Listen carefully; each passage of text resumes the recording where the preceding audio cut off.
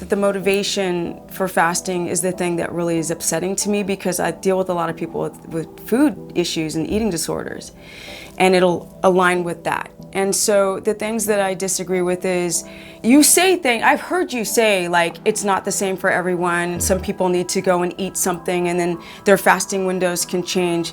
But what I think that I disagree with is that how much you talk about fasting as opposed to the root cause of why they would even need to fast. And I feel like that needs to be mentioned more.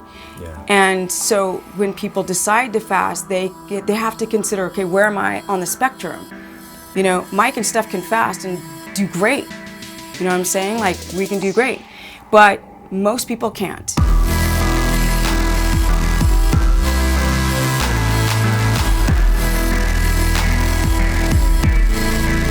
Welcome back to another show brought to you by our friends over at HelloNed.com. They supply one of the cleanest, most pure CBD products that's available out there. I've been looking long and hard for a CBD product that I could stand behind. You know, the hemp is grown biodynamically on the western slope of Colorado. It's a Boulder, Colorado-based company. That was really exciting because I used to live in Colorado. But what's even more exciting is how they extract the hemp from the flowers. And this is a point of differentiation. There's a ton of CBD products that are available. A lot of companies are using solvents and hexane to extract CBD and CBG and CBC from the roots, the seeds, from the stems, from all sorts of hemp. Now, what you need to understand, of course, there can be anti-nutrients in the seeds and other compounds that you probably don't want, using those extraction technologies. And what makes Ned different is they're only getting the CBC and other cannabinoids from the flowers of the hemp. So, and how are they extracting that? You might ask. It's under a very cold process using food-grade ethanol. Ethanol extraction technologies have been around for a long time, and that's kind of the go-to when it comes to clean ways. So you don't get residual solvents, hexane, toluene, and benzene, and things like that are harmful. So here's how I personally use it and why I recommend it. You see, CBD is unique because it affects and promotes sleep without having the negative side effects of screwing up your sleep-wake cycle, messing up REM sleep, messing up deep sleep. So again, it promotes sleepiness without monkeying with the sleep architecture that you're trying to achieve, which is where the magic happens, through sleep. So you can support your sleep, support your body's endocannabinoid system by going to helloned.com/HIH15 to save 15% off your next order. Use one dropper under the tongue, let it sit for about 30 to 45 seconds after you brush your teeth, and you'll be sleeping deep. If you measure your sleep with Oura Ring, you're gonna dig it. So again, links are below. Definitely check out helloned.com. Steph, super excited to have you on here. Yes. Guys, we're in Hollywood here starting. With Steph Pearson. Super excited to be with her. Person, my bad. I'm not gonna edit that out because I don't like to edit things. Oh, you don't? Okay. But Steph, you've been doing keto since like 2007, 2008, right? Yeah. Because your mother got 2009-ish. Okay. Yes. My mother got sick with cancer. Yeah. She got a little flu with cancer. And now she's still thriving. She's still alive. Yeah. Yeah. She's still thriving and like almost forgets that she ever was going to die. That is so amazing, friends. And so you wanted to just obviously save her life and help her out. So you were researching that the ketogenic diet has some effectiveness against glioblastoma, which was the type of cancer your mother had. And she's still thriving. Here you are, 52 years young. Steph, you look, I don't know if y'all can see. The muscles, the skin, you have abs. It's just amazing. You're just a wonderful testimony about the ketogenic diet and fasting. Thank you. So I want to have you on just to acknowledge you, because you've been talking keto for a long time. When did you start your channel? I think it was 2009 or 10 or something like that. Okay. Acknowledge that, guys. It's 2019, like 10 years almost, right? Yeah. So before we started rolling the camera, right, you were saying that you just learned as you went. Like, there wasn't a lot of videos, there wasn't a lot of books out back then. So what are some things, maybe we can just help people with tips, because you've been doing this a long time. You've coached 3,000 clients, which is amazing. Yeah. All right. So what are some things that, gosh, you wish you would have known like 10 years ago? Like that you do now that you're like, man, I wish I would have known. Like maybe a couple tips for people. Oh, some of the things that I could tell them now that I wish I knew back then? Exactly. Don't eat a lot of peanut butter and nut butters and cheese and coffee. Okay, so let's pick those apart. So like the fat bombs, right, are popular. Yes. How come you don't like those? It's not that I don't like fat bombs, it's what they're made out of. So I'm now super into the whole idea of keto and keto carnivore. I've learned a lot about the anti-nutrients in foods, and people use a lot of almonds and almond flour. And way back in the day, I started having people use glucometers and starting to go after like their sleep and tracking their sleep, working with people for weeks and sometimes years, tracking their sleep, tracking their digestive issues. And you could literally see that if they ate something that they either didn't feel well or it would present on the glucometer. Like their ketones would just go to the floor, or the blood sugar would just spike really, really high, sometimes up to 140 milligrams per deciliter. So and I was like, whoa. So there was a few people that allowed me to sort of, I don't know, kind of just do a little bit of tweaking and experimenting. And so those are the foods those foods were the ones that really pinged problems with a lot of people. And from there I thought I really have to learn a lot more at that point. Right. Were you yourself doing like fat bombs out of almond and some of the nuts and things like initially? Was that kind of how you were getting your fats in? I would just take a big spoon and just be like, like that's good, right? Yeah, I was just eating, and I was going through about around 4,000 calories of fat. Wow. Yeah, for the first year, and I kept crashing in the middle of the day, so there was a lot of things I didn't understand. So I was doing a lot of like coconut oil, a lot of like nut butters. I wasn't really high, a lot of olive oil. I wasn't very high on the fats, and now I'm like all about the fats because I see it present in the people that I work with, how well animal fat does with people. That's the type of fat I was going to ask you. So like fatty meat or like getting like pure animal fat from beef, like what butter, like let's kind of break it down a little bit. Yeah, so the people that follow me know that I'm the 200 grams of fat person. So I started noticing that when people had their fat at 80 grams, let's say with the meat fat, like where the trimmings and such, they were still having issues with their energy. They had energy crisis. A lot of people are having like hardcore hypoglycemic reactions or reactive hypoglycemia.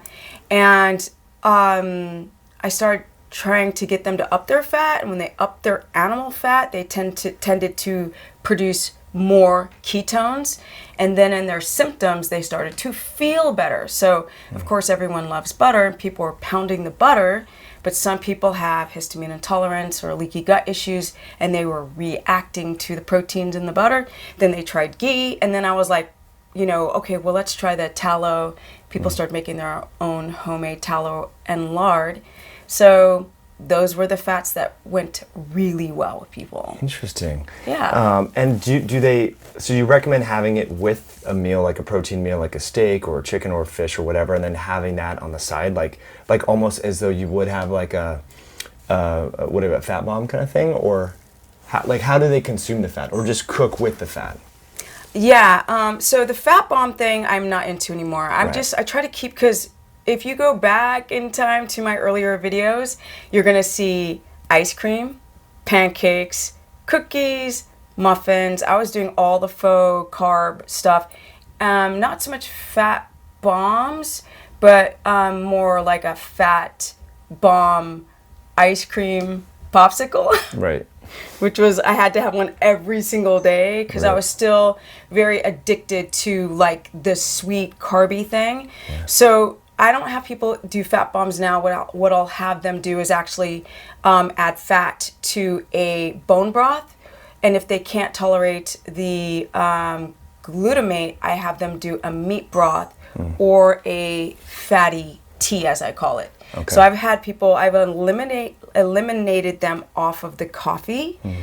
And yeah. It's controversial. I mean, I love coffee, but tell folks why you don't think some people should have coffee, or maybe why they might react to it and so forth. Well, like I was sort of explaining before, I kind of learn from my subjects. And so people are like, oh my God, what kind of education do you have? And I'm like, people. Yeah. And I think that the science community sometimes forgets about to just talk to people. I mean, I'm always talking to people. I'm like Norm at Cheers at my gym. Like, even if I try to hide, it's hard to hide. And I'm learning so much from people, plus all of the people that I've worked with over time. So I started noticing a lot of issues with coffee. Plus the fact that not only like the histamine issues, the fungal overgrowth issues from caffeine, but also the hypoglycemia. Also, people were having issues with their thyroid on coffee. People are using caffeine to cover up an energy crisis. So I'm always about taking things to the real level, because we can cover up like keto products and caffeine and this and that. But when you deconstruct, like even with people who take, let's say, magnesium citrate so they can just poop, right? Yeah. I'm like, okay, so if we take all of that out, how is your body going to function? That's the body I want to look at. I want everything to be super clean with everything. So then when I speak with people, I find out how their brain works, how they think, how they breathe, how they sit, how they walk, how they deal with crisis and stress. Because I have a keto course group. And it's such a great place for me to learn, because over the years it's been one-on-one. But now I can work with a group of people, and it's like, and we're sharing all of these amazing stories and background situations. And a lot of people have stress, underlying stress, that they don't recognize, even with their posture, with their gut issues, and even with their families, with their children, with their work and spouse and driving to their jobs, like what's going on with all the sciatica. So when I talk about keto, it's all of the other stuff, right? The parsley around the plate, or the design around the plate for the carnivore people. I like to talk about that. I like to deconstruct everything and then reconstruct and then see what's going on. So that's the reason why, one of the biggest reasons why I'm against caffeine is because people use it as a stimulant. They're not using it for all these science reasons. They're using it because they're freaking tired. And I'd rather go and find out why they're tired, go down the rabbit hole, and fix that. I love that approach. It's pretty controversial because a lot of people, myself included, love coffee, right? But I do use it, you know, like you're saying. And so I don't know if you know Stan Efferding. Have you heard of him? The author of The Vertical Diet. He's got a big platform. He's, I think, 52 years old as well, and he can squat and deadlift like north of 600 pounds, right? And so he's big into performance, but he's like, dude, I don't like caffeine for that same reason, because people self-medicate. And the whole reason why I think you and I have these channels is to help people solve their problems in the way that conventional medicine doesn't. And so it's almost like these things like swapping out unhealthy pancakes for keto pancakes, yeah, that's probably a better choice, but it's not getting at the root cause of like why you have diabetes, blood sugar issues, you're overweight, right? It's not because you have a deficiency of keto pancakes, you need real food. So I think like as we're talking, I'm like piecing together your journey, and it reminds me of like where I was at too, doing the same thing, swapping out junky carbs for like keto replacements, because you don't really know any better, right? And then you kind of learn over time, and then eventually you get to like where you're at, and you're looking at the whole puzzle, which I think is really, really cool. So yeah, we talked about the fat bombs and so forth. The coffee, what about, you said dairy, so... Yeah, I love butter, so I'm a butter addict. So Nice, me too. I think people know that. Yeah. And you're like, some people are like, how do you get all of that fat in? I'm like a fork of meat, a fork of butter in the mouth. Like, I don't even count what's on the pan. I only count what's on the plate. So I drive people's fat really, really high. But yeah, to me, I want to look at a plate of food and have it just be clean. And I didn't start from that. So I've learned from my own experience and working with people what works and doesn't work. So I know you have this kind of concept that coffee is controversial, but you also have to realize you're in your 30s and I'm in my 50s. Yeah. Okay.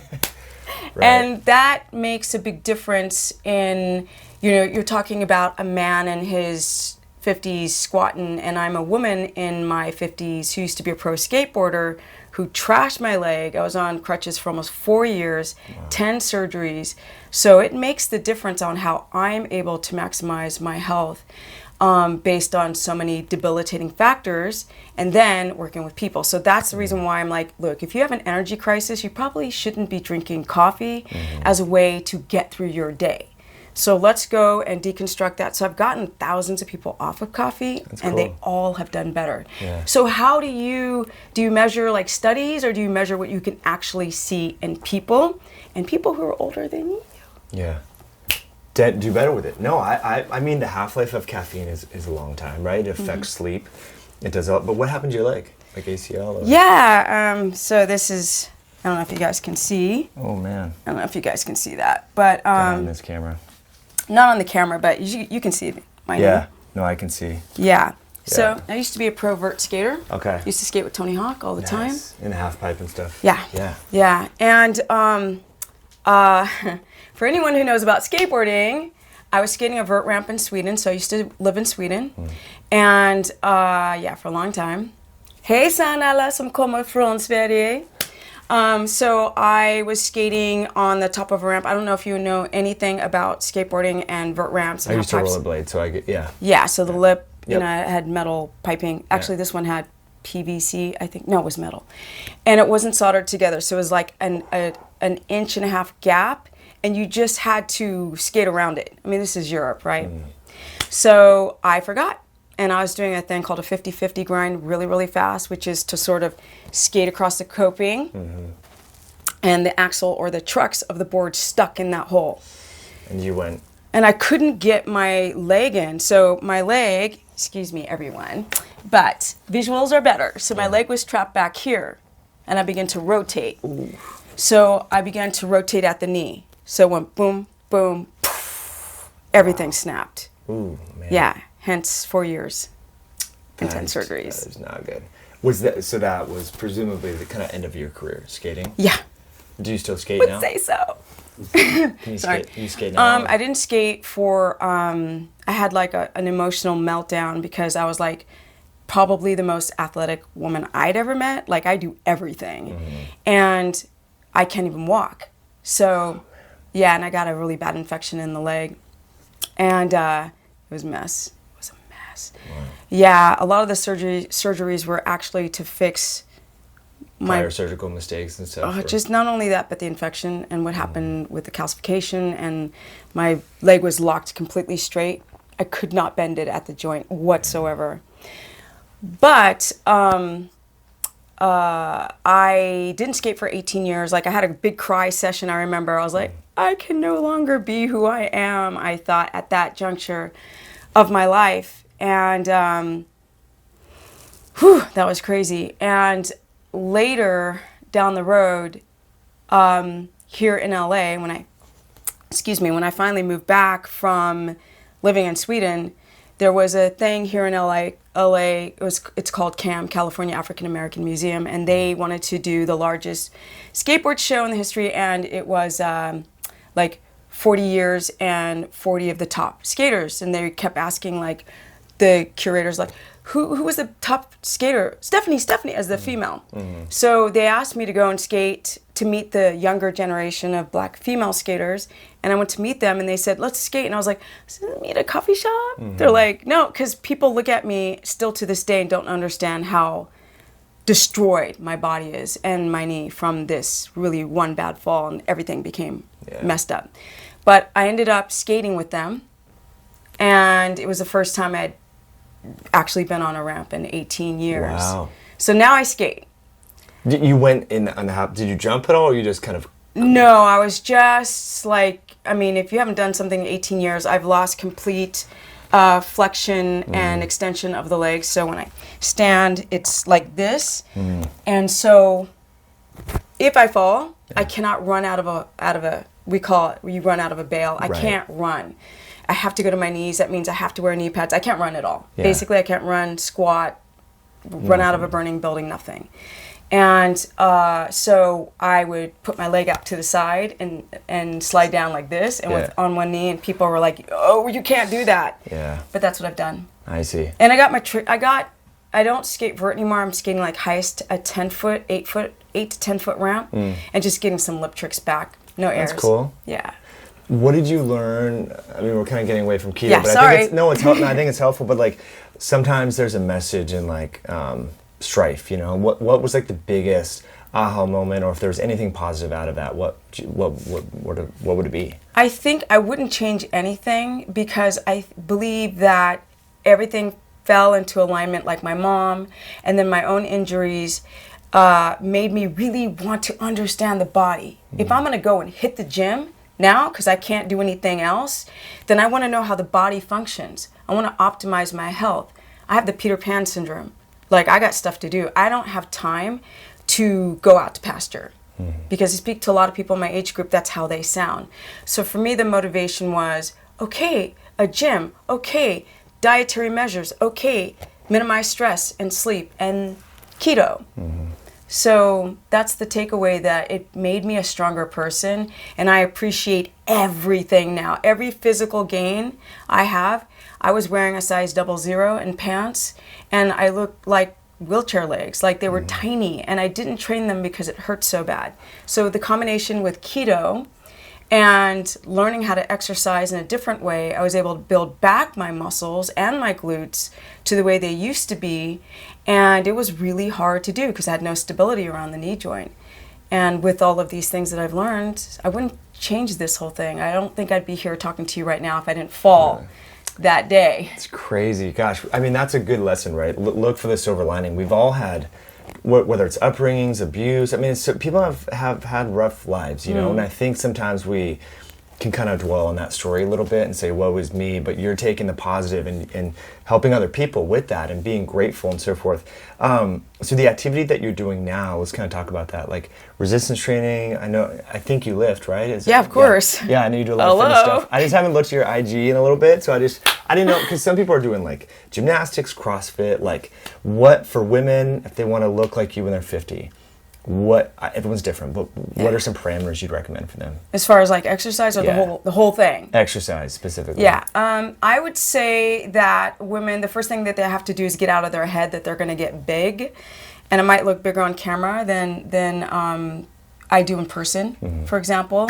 But I think that's the first thing, because when I walk into the gym, I just see too many deadlifts.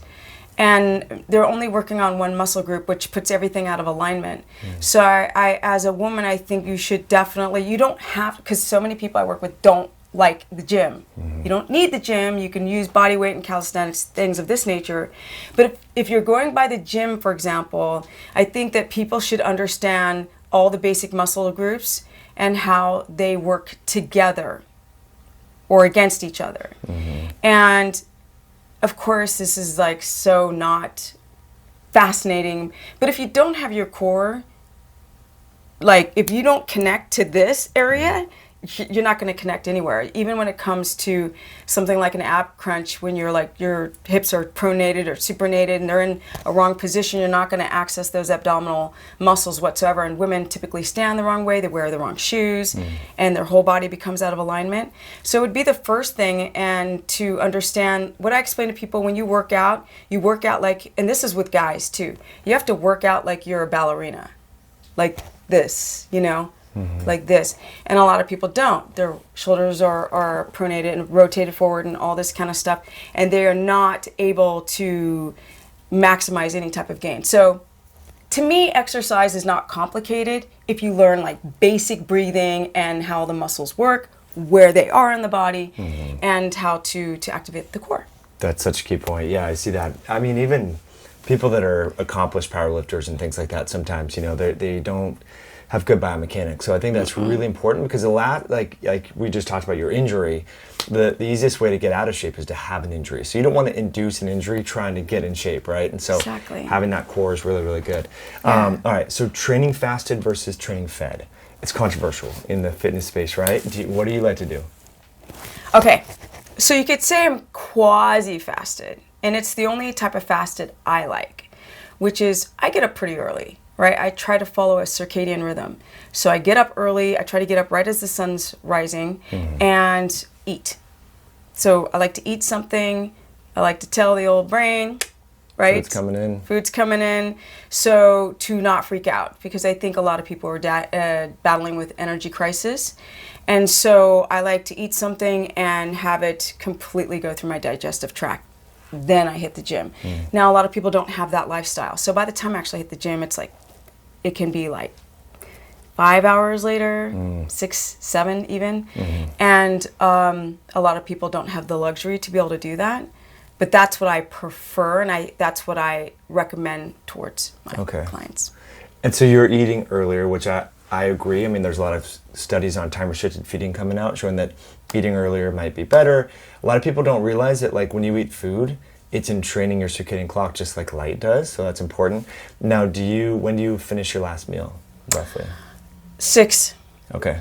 Done. So you have a wider window generally, or is that just on days that you're lifting weights? Well, what works best for me, because I don't really prescribe to because like I said, everyone that I talk to has no energy. They're tired. They're super tired. Like, I think that's the number one issue today, beyond being super toxic and being exposed to heavy metals and all of this, is the energy crisis that everyone's going through.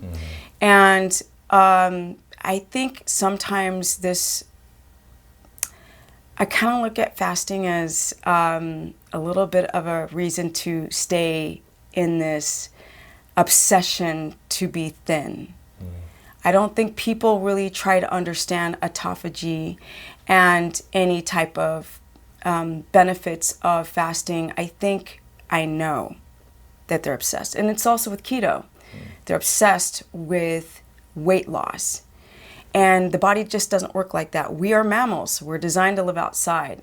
So there's nothing that I'm not against fasting. I'm just against the idea of burning the candle at both ends while fasting. Totally get it. So everything I do is around not burning the body down. And I feel like that's not really discussed enough, because you're healthy, I'm healthy, I could probably do some of the same fasting windows that you do and fare fine. But I'm really disciplined. And my objective is not to get super lean. Right. I don't want to be vascular, I don't want to be super shredded, I just want to be healthy. So that's good. I like that. Yeah, that's what I'm prescribing onto people, with people that even have less discipline, is to be very, very careful. So I like to find out, like, what's going on with them here, what's their reason for changing any of their dietary measures. What I like about what I call keto carnivores, like all these people who just are eating meat and fat, are like trying to heal the body. So they might fast, but they typically are into, like, how do I just get rid of all my health issues? So with the fasting thing, I don't really like it that people get up and go straight to work out, because all of the people that I work with, they crash in the afternoon. They Makes just sense. do. They're not as healthy and fit as maybe some of the subjects that you've spoken with, or even myself. Right. But it's a good point that you mentioned, that a lot of people are already psychologically stressed with their relationships, work, finances, and then they're putting this metabolic stress on, layering it on top of that, and that can be a little bit too much. And so I do talk to people, because so many people say, what's the ideal fasting protocol? And my immediate response is, what are your goals? Because it's like, what are you trying to achieve with this? And I think people, and I'm not trying to be condescending or negative, but I don't know if people even consider that. They just think fasting is healthy, fasting's popular, I should fast. But they have autoimmune disease, depression, diabetes. Like, what are you trying to accomplish? So I love that you're adding some context onto that, which is really cool. Everyone has different approaches. All right, so I'm going to put you on the spot a little bit. And Please, totally I love honest. being put on the spot. All right, I love it. No holds bar. Go for it. All right, so when we were setting up the camera, you were kind of, because we just met, right? You were kind of like a little shy about it. Be like, I don't agree with everything you say, Mike. And I was like, that's totally cool. I want to, like, yeah, I'm sure there's stuff I talk about that's wrong. But what are some things that you've heard me say that you're like, I don't know if I agree with that? Most of the stuff about fasting. Okay.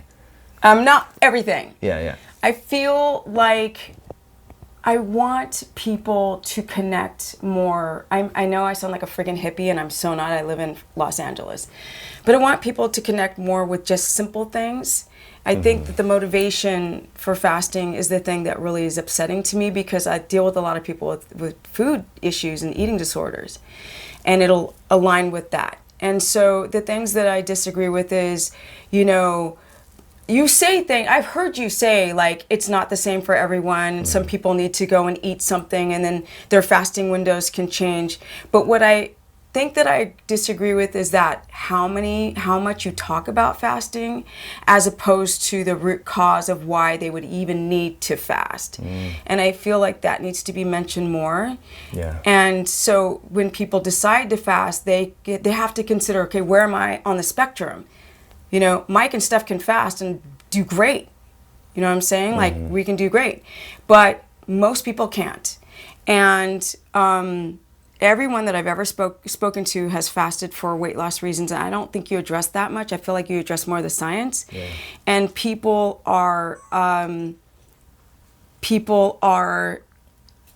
not science-minded. Yeah. The lay crowd are not science-minded. They need it to be in digestible chunks where they understand what's going on with me. This is how I speak to people. People are like, I want to see it in the day in the life of Steph eating. And I'm like, no, because you'll follow everything that I do.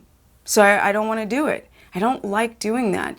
Literally, people will do everything I tell them to do. And it scares me about the internet today. Because just like you said, people don't go and find out who am I, what would be the best protocol for me.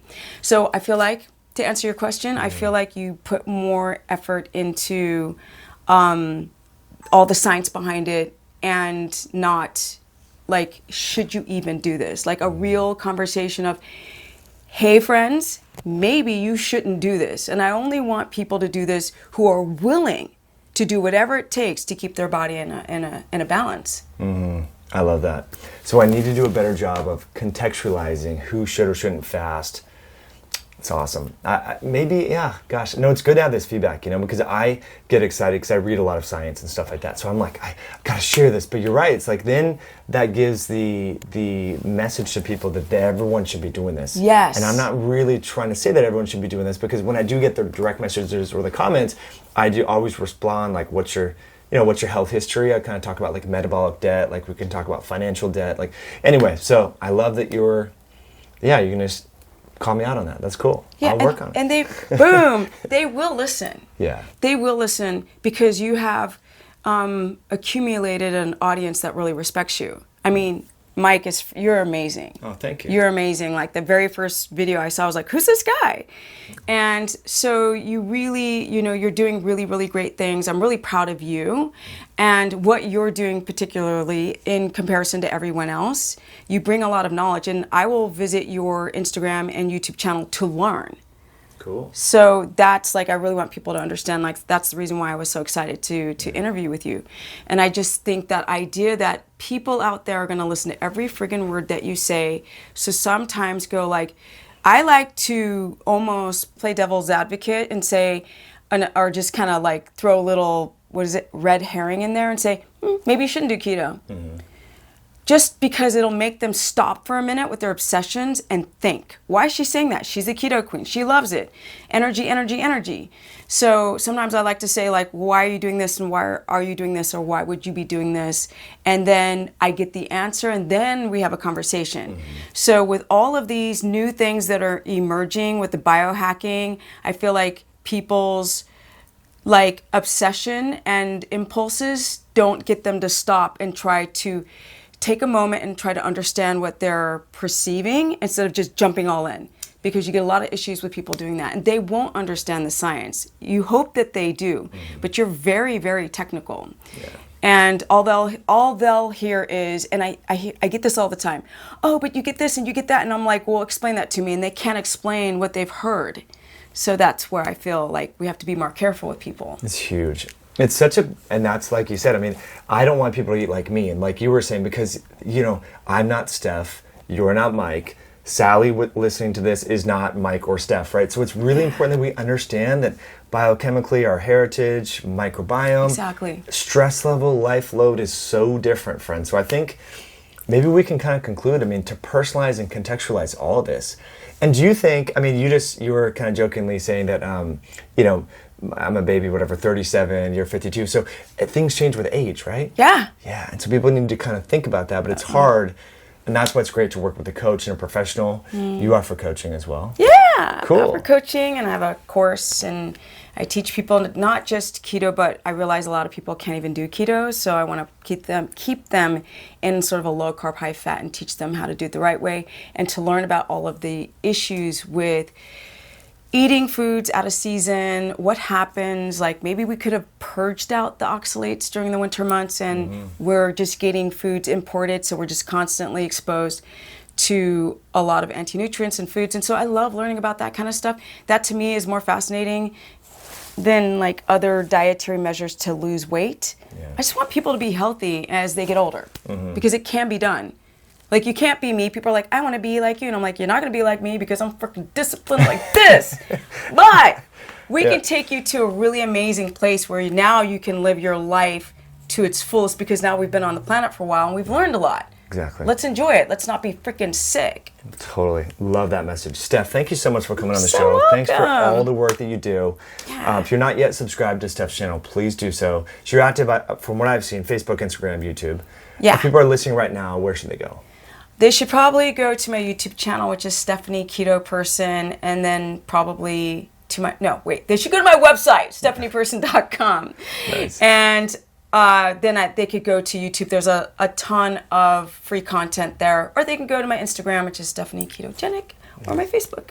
Awesome, guys. Definitely follow Steph. I'll put links below. Last thing, if there was one food that you just could not live without, one food, one substance, one ingredient, like you're going to a desert island, right? And you're like, I just have to have this one thing. What is it? Liver. Liver. How do you consume it?